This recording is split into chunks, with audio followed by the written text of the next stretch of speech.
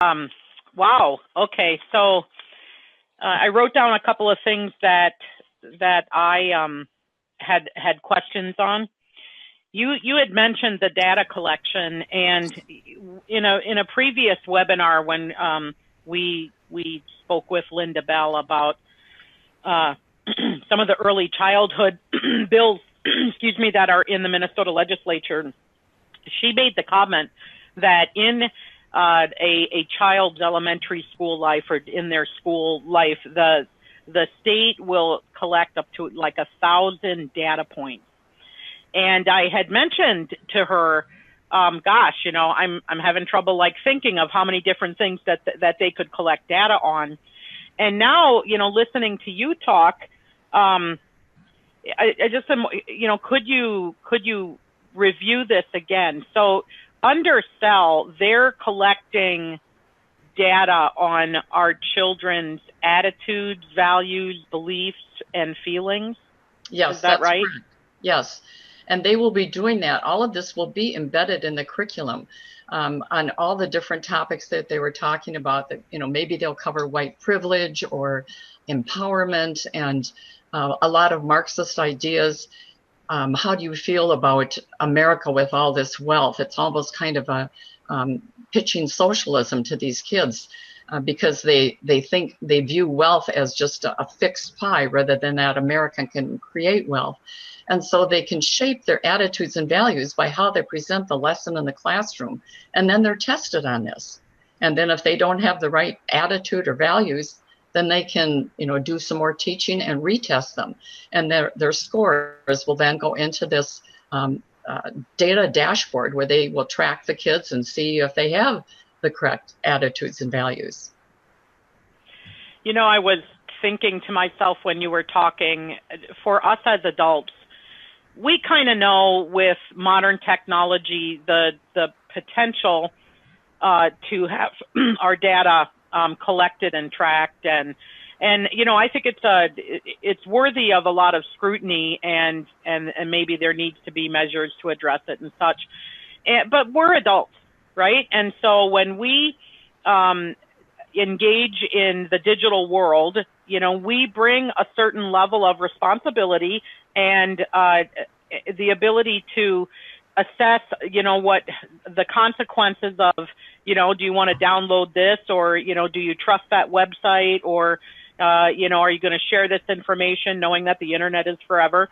And, but when you think about a child, can you imagine the potential trauma of a child who finally comes of age, right? Finally gets to the age of reason, whether that's around 7, maybe by the age of 10 or 12, and realizes that everything in their life in school has been tracked and monitored and collected, and the data collected. I mean, could there be a violation there that could potentially harm the mental health of a child to realize, hey, you've been tracked your whole life? Oh, I think this is definitely going to backfire. And, it's interesting because there was a time when we could put our children on the school bus, send them off to school, knowing that the teachers there would uphold what the values that were taught in the home. And we've taught our children to trust and respect the teacher. And oftentimes you'll hear a child say, well, my teacher says, and they, are an authority in the classroom. So then if they're shaping those values of that child, and then the child finds out later that this has gone into a data bank somewhere and the government has all of their values and attitudes in there. I mean, this is really a betrayal of what's happening to our children and to the parents who are also trusting the school system. And I think the children one day will look back and see, wait a minute, what happened to my privacy? This is a violation of that and a violation of my conscience and my liberties. But in the meantime, we can destroy a lot of lives and program these children in the wrong direction by what is being taught. Yeah, I was trying to check the chat here and see if there's a question.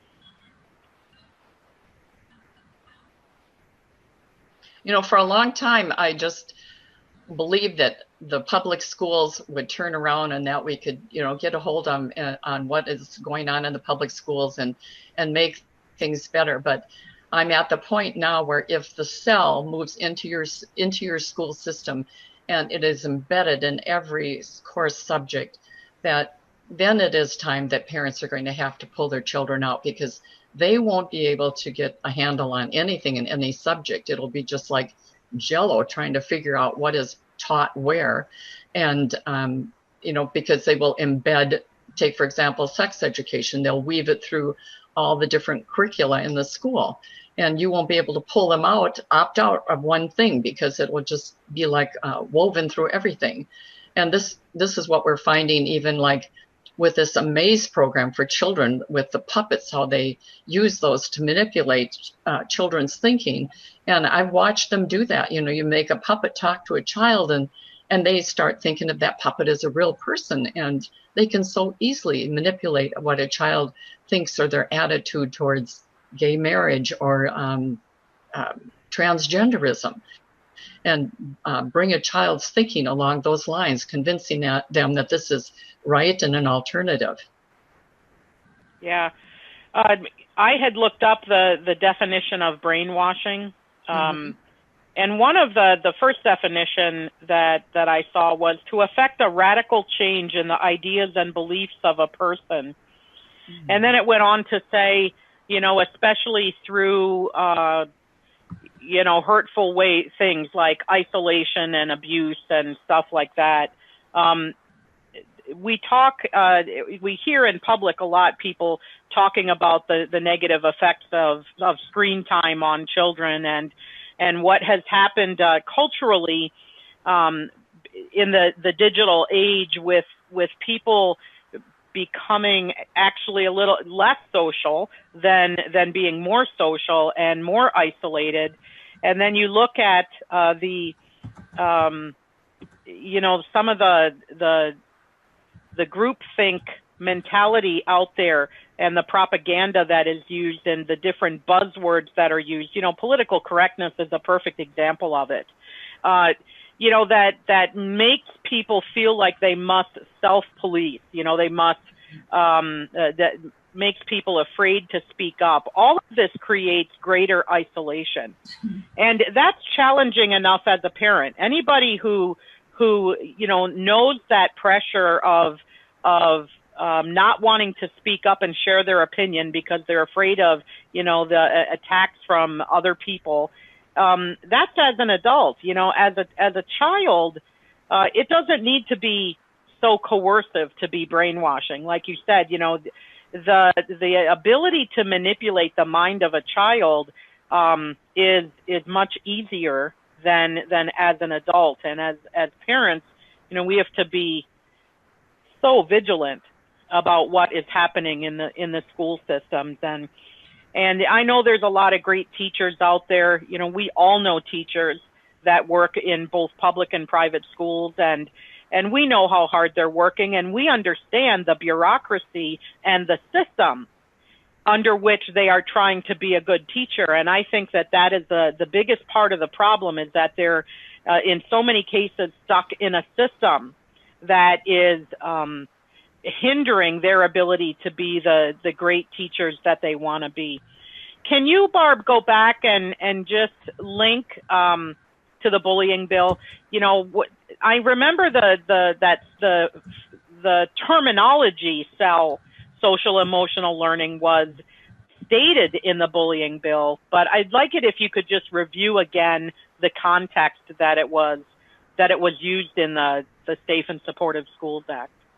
Well, I think, like you said, the language is so important, and the left is just a master at manipulating language and using it to their advantage. And they have, by using the term social emotional learning and then having their curriculum in place to bring it in. Hey, here we have this program, which is welcoming schools. And that definitely, I would use the term that you use, Michelle, indoctrination. And they are bringing that into the schools and just totally transforming the thinking of kids with all of these LGBT affirmations. And this sets up conflict in the minds of kids because they're taught one thing at home and then the school is teaching them something else.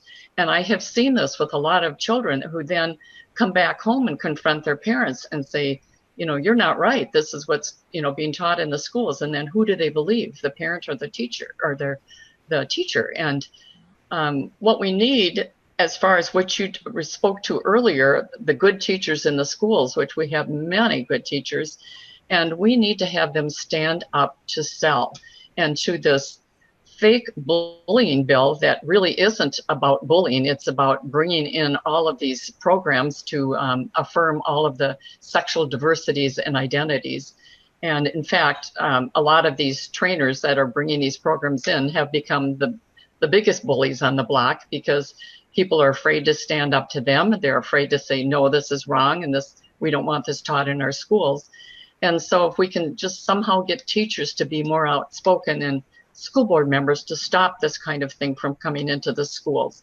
And if they, I know a couple of years ago, school districts rarely heard about SEL, but now it's really being pushed by our Department of Education and the School Safety Technical Assistance Center.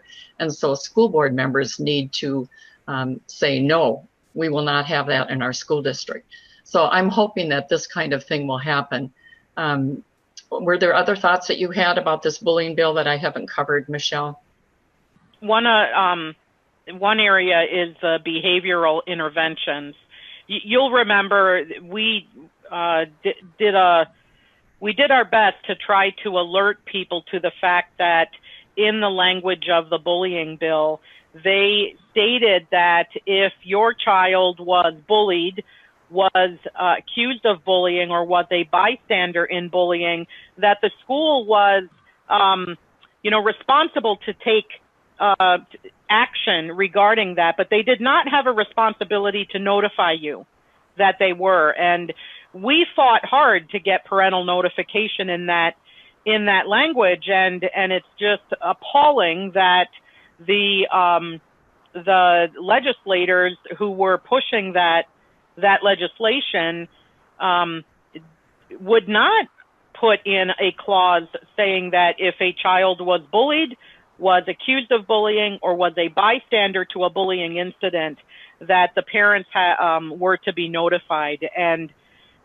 so when you talk about behavioral interventions by the school, so now the school is going to intervene in the behavior of a child, and you look at that under the context of what SEL is, what social emotional learning is, changing the values and attitudes and beliefs of children, of students, you begin to see the picture of just how much parents are being removed from the upbringing of their children. You had said in one of your slides, the shaping the values and beliefs of your children is and monitoring their emotions is first and primarily the responsibility and the right of their parents.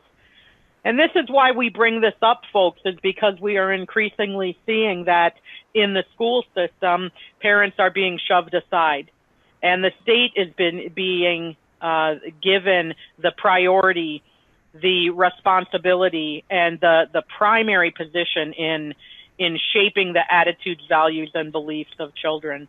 This is pretty serious stuff. I have a question too, Michelle. Go ahead. Yeah, Julie. if I could. So Barb, you have really pierced through the fog of all the words and the propaganda. There's just a whole web of that they put out there. Obviously, none of what you're saying is what they say. So you've had to really study what this is, and then you look at what they say, but then you draw the conclusions and you bring it together. So there's an understanding of what this is. So could you give us a little bit of sense of how is it that they are selling this to the public as a good thing? I mean, because if they put it out there the way you did, people wouldn't think it was such a great idea. So how is it that they are promoting this to the public and to the whole, the teachers and the school board members, that this is a really good idea? Well, I think what they are doing is dressing it up as this wonderful program that, just think, if your children have positive emotional, social skills, this is going to help them with their academics. But what the parents aren't realizing is they're shortchanging the kids on academics, because they're filling the school day with all of these therapeutic measures that they're using. But they're selling it as a way to improve the academics, and that they will be better citizens, better able to get along with other people by having these great social emotional skills. But that's not what schools were intended to be. You know, we need our schools to be academic institutions.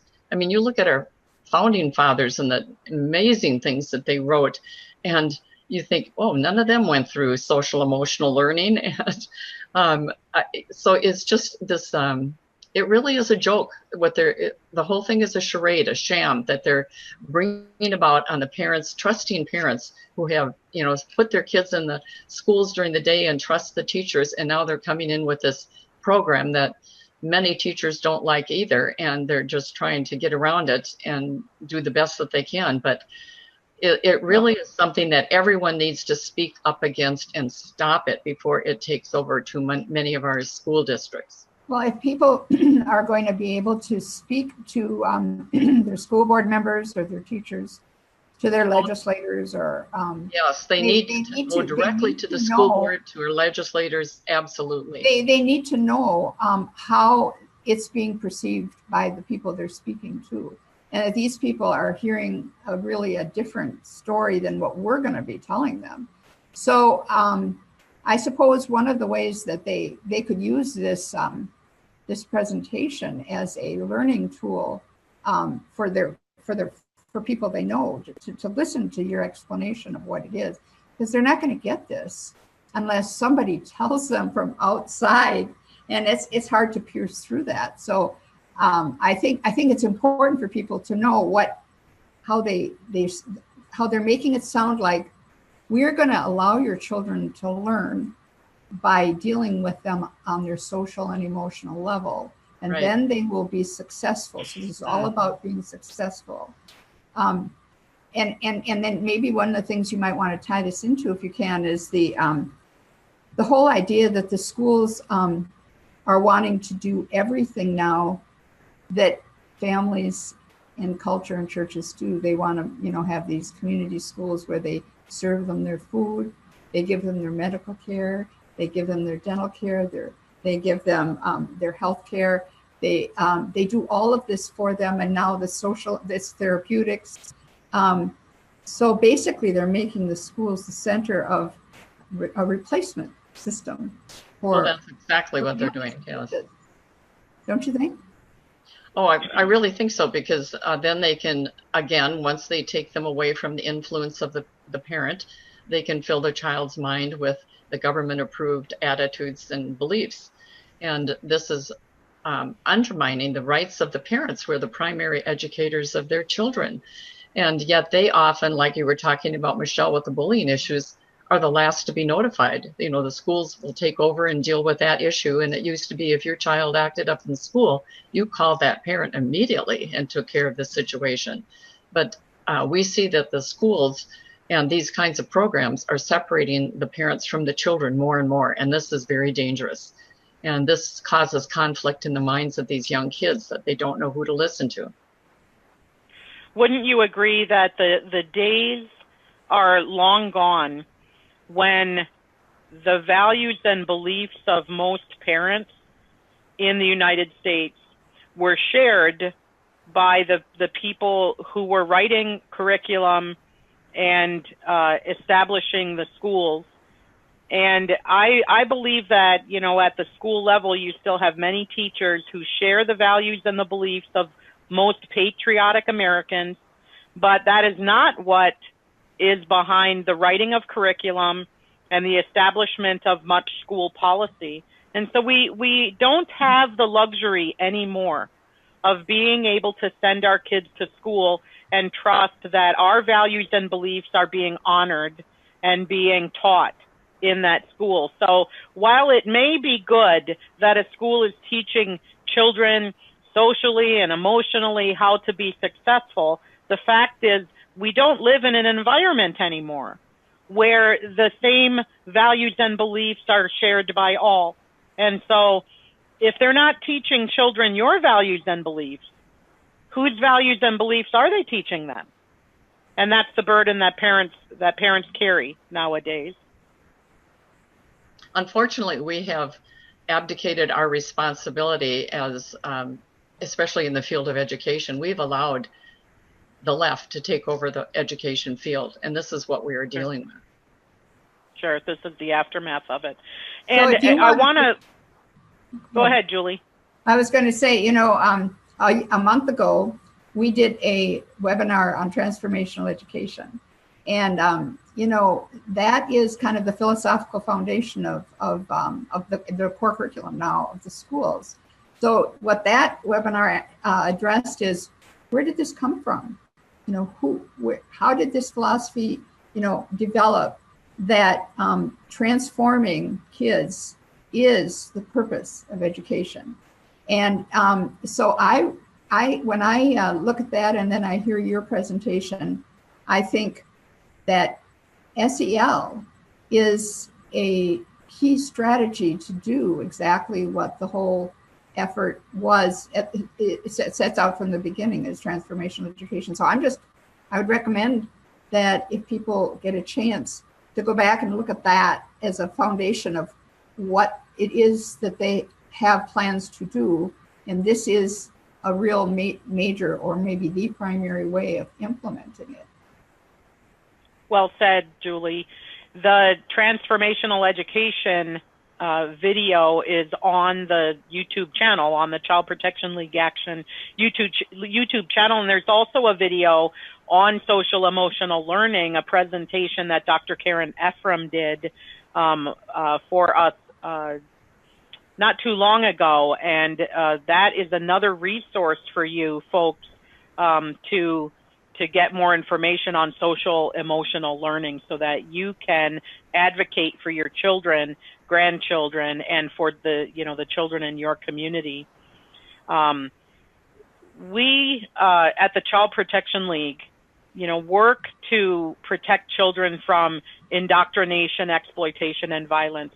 We are here to try to help you parents, you grandparents, people in the community to get the information that you need to be vigilant about what's going on in your circle, in your schools, and in this state, and of course across the country.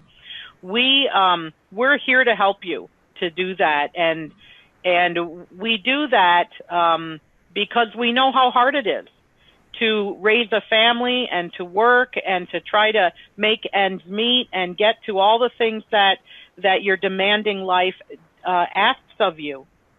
And it takes people like us at the Child Protection League and other great organizations that are willing to sort of dig in and get the info for you and present it to you and get it to you so that you can stay informed. And so we hope that you appreciate the work that we do here, because we're doing it to protect our children and to help you protect your children. Barb and Julie, do you have any final thoughts before we sign off?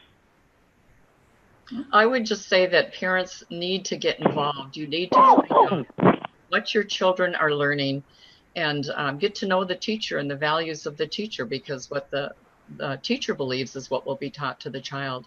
But you can no longer just let the child go to school and not pay any attention to what they are reading, because some of the literature in the schools has gotten so bad, so pornographic, and that's probably another topic to be discussed. But parents need to stop trusting and start acting and taking a strong stand for what is right, and protect your children. Well said. Well, before we sign off for tonight, I want to thank you, Barb, for all the work that you do for the Child Protection League and for children in general. And folks, what's going on in your world? What's happening in your schools? If you observe something, if you're seeing policies being implemented, examples of SEL, examples of violations of children's privacy, let us know. Contact us via our website, childprotectionleague.com, and let us know. We're here to help, and it wouldn't be the first time we've exposed, some shenanigans going on. But we're here for you, and we're here to help each other to protect kids. So with that, have a great night, and we'll see you next time.